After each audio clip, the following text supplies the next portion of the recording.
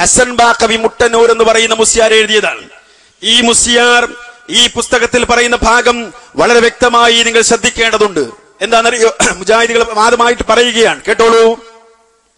മൗലിദാഘോഷവും മൗലിദ് ഓതലും അനിസ്ലാമികമാണെന്നാണല്ലോ അവാന്തര വിഭാഗങ്ങൾ കവലകൾ പ്രസംഗിച്ച് പാവപ്പെട്ട ജനങ്ങളെ വഞ്ചിക്കുന്നത്. എന്താ മുജാഹിദികൾ പറയുന്നത്? അവാന്തര വിഭാഗം നമ്മളെ പറ്റിയൊക്കെയാണ് ഇത് പറയുന്നത്.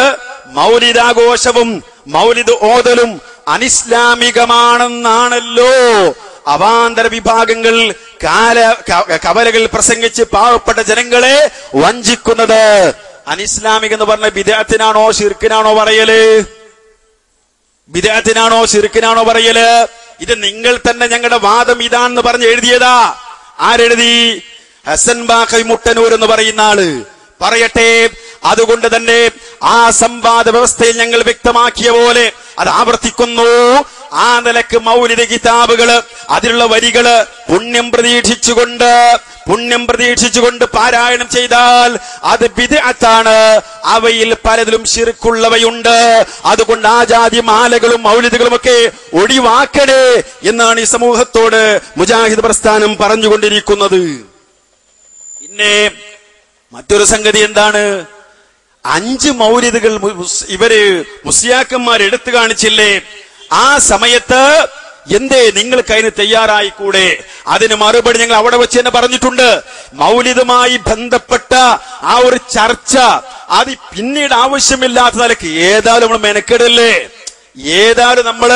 മെനക്കെടല്ലേ എങ്കിൽ അതൊന്ന് മുതലാകുന്ന നിലക്ക് മൗലിദുമായി ബന്ധപ്പെട്ട വിഷയങ്ങളൊക്കെ നടക്കട്ടെ ചർച്ച. അല്ലെങ്കിൽ ഞങ്ങൾക്കും പറഞ്ഞുകൂടായിരുന്നു സിദ്ദീഖ് മൗലിദിൽ മാത്രം നടക്കട്ടെ ചർച്ച എന്ന്? ഞങ്ങൾക്കും പറഞ്ഞുകൂടെ? ഞങ്ങൾക്കറിയാലോ അലവി സഖാഫിന്റെ ലൈനല്ല റഷീദ് സഖാഫിന്റെ ലൈനിലല്ല അലവി സഖാഫികൾ ഞങ്ങൾക്കറിയാലോ. പേരോന്റെ ലൈനിലല്ല ഈ നമ്മുടെ നെല്ലിക്കുത്തുള്ളത്, നെല്ലിക്കുത്തിന്റെ ലൈനിലല്ല പേരോറിൽ ഞങ്ങൾക്കറിയാലോ. ഞങ്ങൾക്ക് എന്ത് വേണമെങ്കിൽ പറഞ്ഞുകൂടായിരുന്നോ? പക്ഷേ അത് പോരാ. ഞങ്ങൾക്ക് ആ സംവാദം നടക്കുമ്പോ കുറെ മനുഷ്യന്മാര് ഇതന്നെ നോക്ക് 5-8 മണിക്കൂർ മനുഷ്യന്മാർ ഇരുന്ന് മെനക്കെട്ടതല്ലേ? അല്ലേ? അത് ഏത് വിഭാഗമായാലും അല്ലേ? എന്നിട്ട് ആ മെനക്കെടുന്നത്, റിസ്ക് എടുക്കുന്നത് മുതലാവണ്ടേ? അതിന് തന്നെയാണ് ഞങ്ങൾ പറഞ്ഞത് നടക്കട്ടെ. ഇന്ന് കേരളത്തിൽ പ്രചാരത്തിലുള്ള മുഴുവൻ മൗലിദിലും ചർച്ച നടക്കട്ടെ. ധൈര്യമുണ്ടോ നിങ്ങൾക്ക്? തയ്യാറുണ്ടോ നിങ്ങളെന്ന് ആവർത്തിച്ച് ചോദിച്ചിട്ട് മാനമര്യാദക്ക് മറുപടി പറയാൻ ആയിരുന്ന 5 എണ്ണത്തിൽ ഒന്നുപോലും തയ്യാറായില്ല എന്ന് പറയുമ്പോ സഹോദരങ്ങളെ, കാര്യം നിങ്ങൾ വ്യക്തമായി മനസ്സിലാക്കണം. നമ്മുടെ സുഹൃത്ത് നബീൽ രണ്ടത്താണി ആ ചർച്ചയിൽ ആ കാര്യം വിശദീകരിക്കുന്നുണ്ട്. 5 മൗലിദ് നിങ്ങൾക്ക് തയ്യാറായി കൂടെ എന്ന് അവർക്ക് വേണ്ടി ഐക്യവേദിയുടെ ആളുകൾ ഞങ്ങൾ ചോദിച്ചപ്പോ വ്യക്തമായി ഞങ്ങൾ പറഞ്ഞത് എന്താണ് എന്നത് നിങ്ങൾ ശ്രദ്ധിക്കുക. നബീൽ രണ്ടത്താണി വിശദീകരിക്കുന്നു. ഈ 5 മൗലൂദിന് നിങ്ങൾ മറുപടി തയ്യാറുണ്ടോ? ഞങ്ങളിവിടെ ആദ്യം മുതൽ ഇപ്പോൾ വരെ പറഞ്ഞെന്താണ്, ഈ 5 എണ്ണം അടക്കം എല്ലാ മൗലിദും ബിദ്അത്താണ്, അനാചാരമാണ്. പല മൗലിദുകളിലും ശിർക്കും അതേപോലെ തന്നെ കുഫറുമുണ്ട്. വ്യവസ്ഥ എഴുതുമ്പോ ഈ 5 എണ്ണം പറഞ്ഞു കഴിഞ്ഞാൽ മറ്റു ചില എന്നതിന് വരാൻ പാടില്ല. മറ്റുള്ള മൗലൂദ് എല്ലാവരും എതിർക്കുന്നു പറയാൻ പാടില്ല. ഈ 5 എണ്ണം മാത്രമേ സ്വഹീഹുള്ളൂ? അല്ല, അവർ അംഗീകരിക്കുന്ന മൗലൂദ് എന്നാ പറഞ്ഞത്. ഈ 5 എണ്ണം മാത്രമേ സ്വഹീഹുള്ളൂ, അംഗീകരിക്കുന്നുള്ളൂ? അല്ലല്ലോ. ഈ 5 എണ്ണത്തിന്റെ ചർച്ച കഴിഞ്ഞാൽ നാളെ വേറെ 5 എണ്ണം വരും, മറ്റന്നാളെ വേറെ 5 എണ്ണം വരും. ലക്ഷക്കണക്കിന് മൗലൂദുകൾ വരാനുണ്ട്. ഇതൊക്കെ തീരണം. ആ ഒക്കെ തീരാനുള്ള ഏറ്റവും വ്യക്തമായ വാദമാണ് ഞങ്ങളത്. പുണ്യം കിട്ടുമെന്ന് പ്രതീക്ഷിച്ച് പ്രതിഫലം ആഗ്രഹിച്ചുകൊണ്ട് ഏതെങ്കിലും പ്രയാസങ്ങൾ നീങ്ങുമെന്നുള്ള പ്രതീക്ഷയോടുകൂടി മൗലിദ് പാരായണം നടത്തുക എന്നത് ബിദ്അത്താകുന്നു. അതിൽ പല മൗലിദുകളിലും എന്തുണ്ട്? ശിർക്കുണ്ട് എന്നാണ് നമ്മളുടെ വാദം. അത് കൃത്യമായി നമ്മൾ എഴുതി തന്നിട്ടുണ്ട്. നാളെ മറ്റന്നാളും വേറെ 5, പിന്നെ വേറെ 5, പിന്നെ വേറെ 5, ഇങ്ങനെ ലോകാവസാനം വരെ മൗലൂദിന്റെ 5 എണ്ണം വീതെടുത്ത് ചർച്ച ചെയ്യുന്ന ഒരു രീതി ഒരിക്കലും മുസ്ലിം സമൂഹത്തെ സംബന്ധിച്ചിടത്തോളം ഒരു കാര്യം വ്യക്തമാകാൻ സംഗതമല്ല എന്നാണ് ഞങ്ങൾ മനസ്സിലാക്കുന്നത്. അപ്പോ ഇതാണ് കാര്യം. ഇതുകൊണ്ടാ അല്ലെങ്കിൽ ഓരോന്നും ചർച്ചയ്ക്കൊണ്ട് വിഷമം ഉണ്ടായിട്ടല്ല. ഒരു സംഗതിക്ക് നമ്മൾ ഏതായാലും മെനക്കെട്ട് ഇറങ്ങുമ്പോ അതൊരു കാര്യത്തിലാവണല്ലോ. കാര്യത്തിലായില്ലേ?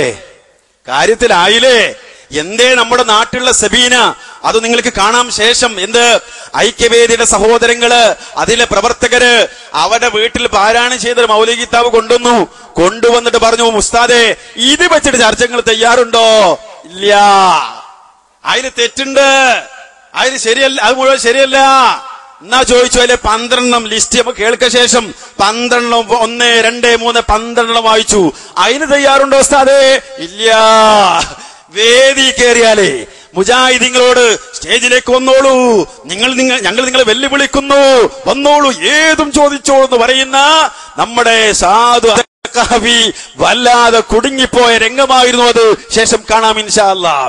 പറയുന്നത് മുജാഹിദ് പ്രസ്ഥാനം മൗലിദുകളെ പറ്റി പറയുന്നു, അതിൽ ശിർക്കുള്ളവ ഉണ്ട്. അതേപോലെ പുണ്യമെന്ന് വിചാരിച്ചുകൊണ്ട് ചൊല്ലുകയാണെങ്കിൽ അത് ബിദ്അത്താണ്, അതിൽ കള്ളക്കഥകളുണ്ട്.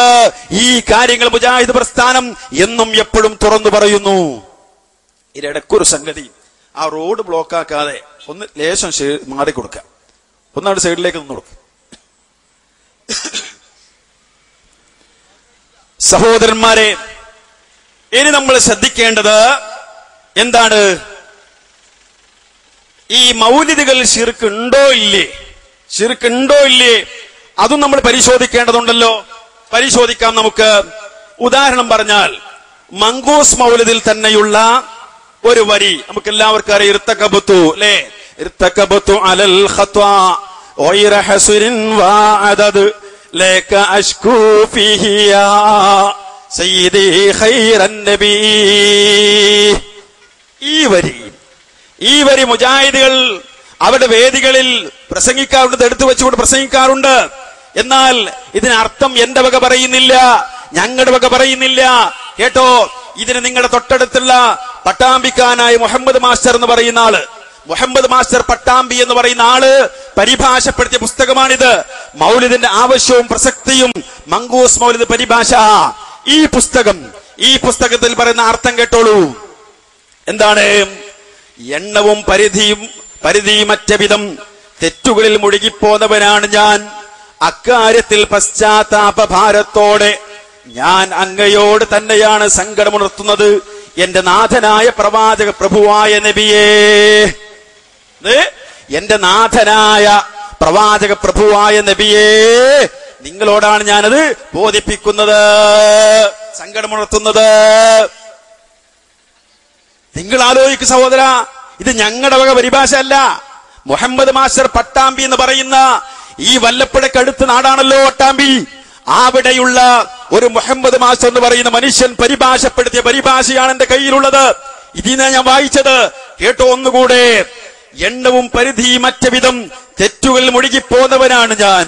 അക്കാര്യത്തിൽ പശ്ചാത്താപഭാരത്തോടെ ഞാൻ അങ്ങയോട് തന്നെയാണ് സങ്കടമുണർത്തുന്നത്, എന്റെ നാഥനായ പ്രവാചക പ്രഭുവായ നബിയേ. ഞങ്ങൾ പറയണ്ടേ ഇതിനെതിരെ? പിന്നെ മുസ്ലിയാക്കന്മാർ ഇത്തരം കാര്യങ്ങൾ ചൊല്ലുന്നതും പറയുന്നത് ഏത് വിശ്വാസത്തോടെയാണ്? അള്ളാഹുവിനെ പോലെ അള്ളാഹുവിന്റെ അമ്പിയാക്കളും ഔലിയാ കാണും, കേൾക്കും, അറിയും, പ്രവർത്തിക്കും എന്ന രൂപത്തിലല്ലേ ആണ്. നമ്മൾ വെറുതെ പറയുകയല്ല. ഇതാ ഷെയ്ഖ് ജീലാനി സപ്ലിമെന്റ്, ഇതിൽ മുഹീദ്ദീൻ കുഴിപ്പർ എന്ന് പറയുന്ന മുസ്ലിയാർ എഴുതിയതാണ്. വഹാബി വിമർശനത്തിന്റെ പൊരുൾ തേടി എന്ന് പറയുന്ന ലേഖനത്തിൽ പറയുന്നു, കേട്ടോളൂ. അതിന്റെ ഉദ്ദേശം ഒരു ഹദീസ്, ഖുദ്സിയായ ഹദീസ് കൊടുത്തിട്ട് പറയുകയാണ്. അതിന്റെ ഉദ്ദേശം അള്ളാഹു കേൾക്കുന്നത് പോലെ സ്ഥല ശബ്ദ വ്യത്യാസം എന്നെ കേൾക്കാൻ സാധിക്കുമെന്നാണ്. അള്ളാന്റെ ഇഷ്ടദാസന്മാർക്ക് അല്ല കേൾക്കുന്ന പോലെ കേൾക്കാൻ കഴിയുമത്രേ, അല്ല കാണുന്ന പോലെ കാണാൻ കഴിയുമത്രേ, അല്ല പ്രവർത്തിക്കുന്ന പോലെ പ്രവർത്തിക്കാൻ കഴിയുമത്രേ. ഇപ്പുറത്ത് പറയുന്നുണ്ട്, അപ്പോൾ അള്ളാഹു സഹായിക്കുന്നത് പോലെ ഈ അടിമക്കും സഹായിക്കാൻ സാധിക്കും. എങ്ങനെ? അള്ളാഹു സഹായിക്കുന്ന പോലെ. എന്റെ പ്രിയമുള്ളവരെ, ആ ഒരു വിശ്വാസത്തോടെ അല്ലേ നിങ്ങൾ ഇർതകബത്ത് ചൊല്ലുന്നത്? അല്ലെങ്കിൽ മുസ്ലിയാക്കന്മാർ തുറന്നൊന്ന് പറയണം ഈ നാട്ടുകാരോട്, ഞങ്ങൾക്ക് ആ വിശ്വാസമില്ല, ഈ മുസ്ലിയാർ എഴുതിയത് അബദ്ധമാണ് എന്ന്, തെറ്റാണ് എന്ന്. സബീനയുടെ വിഷയം സംബന്ധിച്ച പോലെ, 155 വക മൗലിദിന്റെ വിഷയം സംബന്ധിച്ച പോലെ നാട്ടിൽ നടപ്പുള്ള 2222 വകയും 1111 വകയും 666